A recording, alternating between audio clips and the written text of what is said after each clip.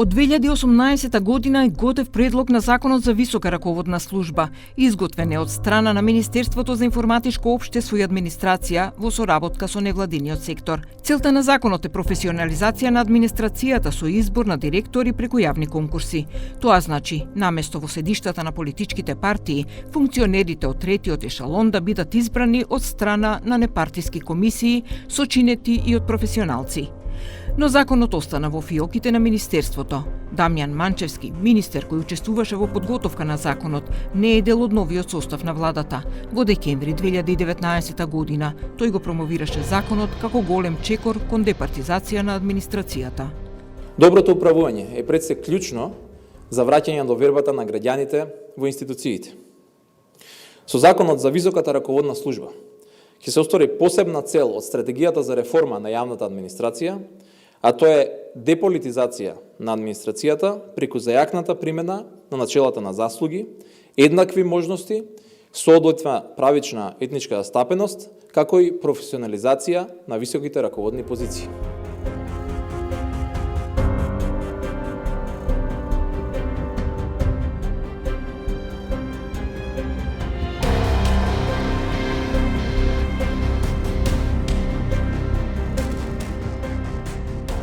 Во подготовката на Законот за висока раководна служба активно учествуваше и Центарот за управување со промени. Директорката на овој центар, Неда Малеска, вели дека законот треба да биде усвоен што поскоро, со цел да се почне сериозно процес на професионализација и департизација на администрацијата.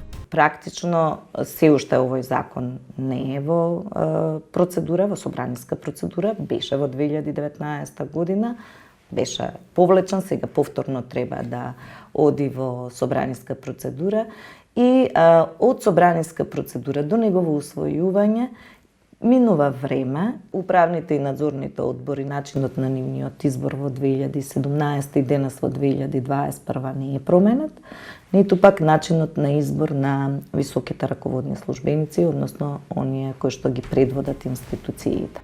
Администрацијата преобемна, реформите минимални. Со години наназад владите упатуваат на тоа дека се потребни реформи во администрацијата, но никој досега не се зафати сериозно да го преуреди огромниот државен административен апарат. Но наместо тоа се повеќе и политиката и партиите постојано ги полнеа институциите со своји партиски кадри, со што стана многу тешко нејзиното преуредување во професионална служба на граѓаните. Какви реформи се потребни и од каде да се почне? Да не кажем од општиниве, 81, сите градоначалници, они подпишуваат одобрение за градење. Ние знаеме зашто е тоа. Зашто набаци рака, јако странка кој што сега, ќе треба на кај градоначалникот идам да му кажам фала за што ми дал одобрение за градење, а претходно сум извадил 30 документа, градажната дозвола што се вели на крај, сум платил комунали и а друг референт се тоа го истрачал а он не е подпишан на градоначалник. Па ми имаме градоначалник со 4-то одделение. Ние под нашиот систем можеме и магаре да предложиме за градоначалник народот на непосредни избори. Никаде не. Како тоа? Каде е стручноста, каде е компетентност? Тишол на шалтер, му рекол за 50 евра 5 минути работа. За 50 евра, вика, што мене ви кажа, за 50 евра завршив работа, нов извод го добија соседи. Пасете, некој може за 50 евра да ви смени личен идентитет. Па тоа е од таа корупција, 50 евра ќе дојде до 5 милиона евра, и со милиона евра. Така што системски ми е мора да го решиме проблемот. Иначе овие органи колку да се сакаат, колку да имаат желба нешто да помогнат да работат, системот сам ги блокира. Еве, има некои добри иницијативи ДКСК, и системот ги блокираше, едноставно не им дозволува да влезат, као што имаше за уедно и министер и професор каво сите тие предмети нивни така бомбашти што се остана недоистражени, едноставно ДКСК веќе не реагира на нив. Владата уште во 2018 година го формираше Советот за реформа на јавната администрација со 4-годишна стратегија, односно до 2022 година. И по 3 години од нејзиното формирање, сепак некакви големи и видливи резултати се уште нема. Премиерот Зоран Заев негодамна најави намалување намалување на администрацијата за 20% и тоа преку реорганизација, пензионирање, како и понуда да заминат во приватниот сектор. Истакна дека со дигитализацијата ќе нема потреба од толкав број вработени. Реформата на администрацијата не заборави повторно да ја најави и на почетокот на мандатот на оваа влада. Последниот мандат градиме уште поодговорни и уште поотворени институции, силно посветени на интересите на граѓаните. Следува период на структурни реформи во јавната администрација, за да стане уште поефикасна. Граѓаните и стопанството во неа да препознаат силен и доверлив партнер. Ако можевме да стекнеме доверба во здравствените работници, следејќи ги нивните напори и пожртвуваност, убеден сум дека по тој пример сите јавни служби, целата државна администрација може да даде максимум услуги кон граѓаните.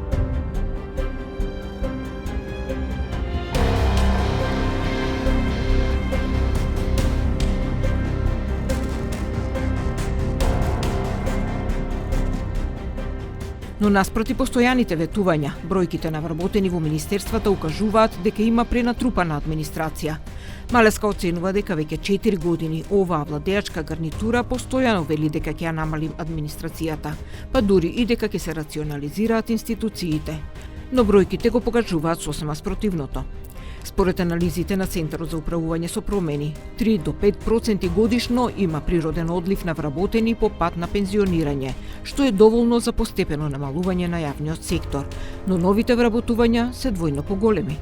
Денеска, 2021 година, тоа се веќе 4 години од мандатот на оваа влада, имаме бројот на вработени во јавниот сектор е зголемен од 128 во 1722 во 2017 година на сега 132.900 во 2019.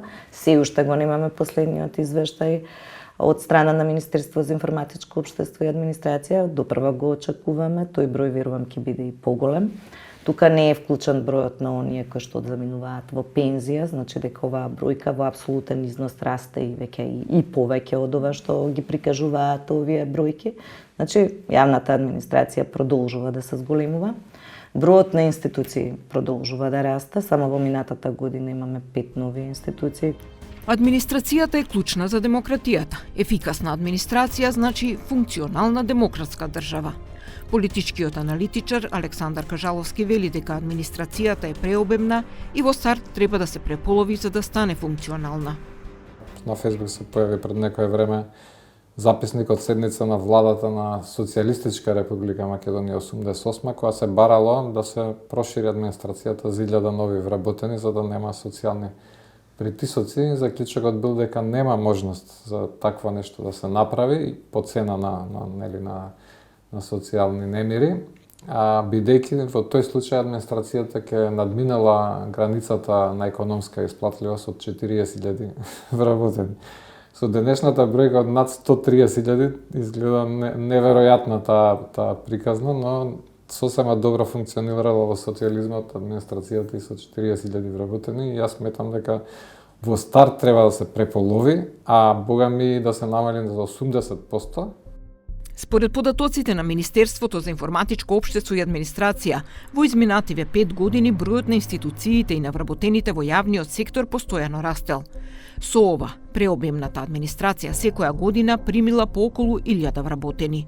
Единствено пад на бројот на административци имало во 2017 година, но една година потоа се забележува скок на бројот на вработените. Еве како тоа изгледа по години. Во 2015 година имало 1288 институции со 128.347 вработени лица. Во 2016 имало 1291 институција со 129.653 вработени лица. Во 2017 имало 1299 институции со 128.722 вработени лица. Во 2018 имало 1314 институции со 132.068 вработени лица. Во 2019 имало 1324 институции со 132.900 вработени лица. За последната 2020 година се уште нема податоци, бидејќи рокот за поднесување извештај е до крајот на првото тримесечие, односно до крај на месец април. За тоа каква е состојбата со број на вработени, побаравме информации од сите министерства, а одговор добивме само од дел од нив. Во Министерството за економија има 134 вработени и 13 на определено време. Министерството за образование има 221 вработен. Министерството за локална самоуправа според систематизацијата има 54 вработени, иако предвидено е да има 81 вработен. Министерството за внатрешни работи има 11.788 вработени. Министерството за култура 139 вработени. Министерството за одбрана 863. Министерството за земјоделство, шумарство и водостопанство 1007 вработени. Министерството за правда 225.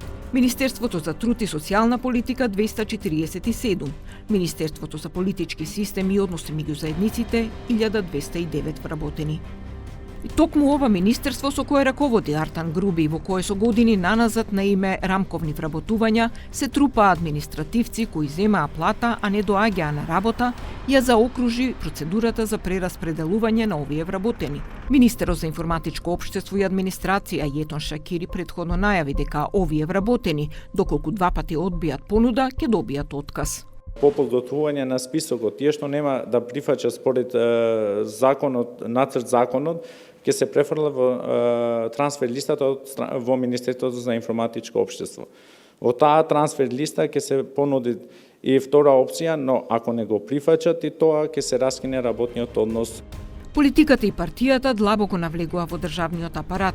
Според дел од аналитичарите, ќе биде многу тешко администрацијата да се врати на професионалните стандарди и институциите да се ослободат од духот на политиканство.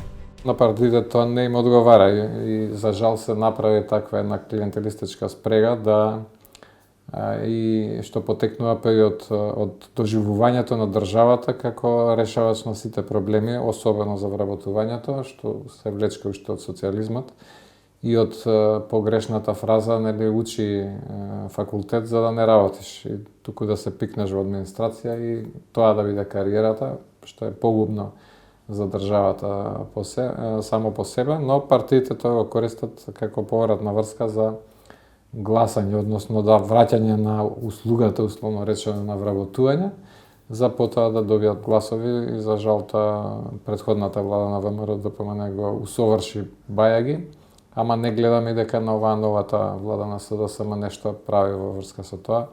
И покрај најавите на последните избори од премиерот зајав дека има посветено за 20% да се намали, не само гледаме дека продолжи да се зголемува. Веројатно и од тие причини бројот на администрацијата постојано се зголемува, бидејќи тука станува збор за апетити од страна на сите партнери во власта, на политичките партии и од контролата на администрацијата од која што очигледно не се откажуваат.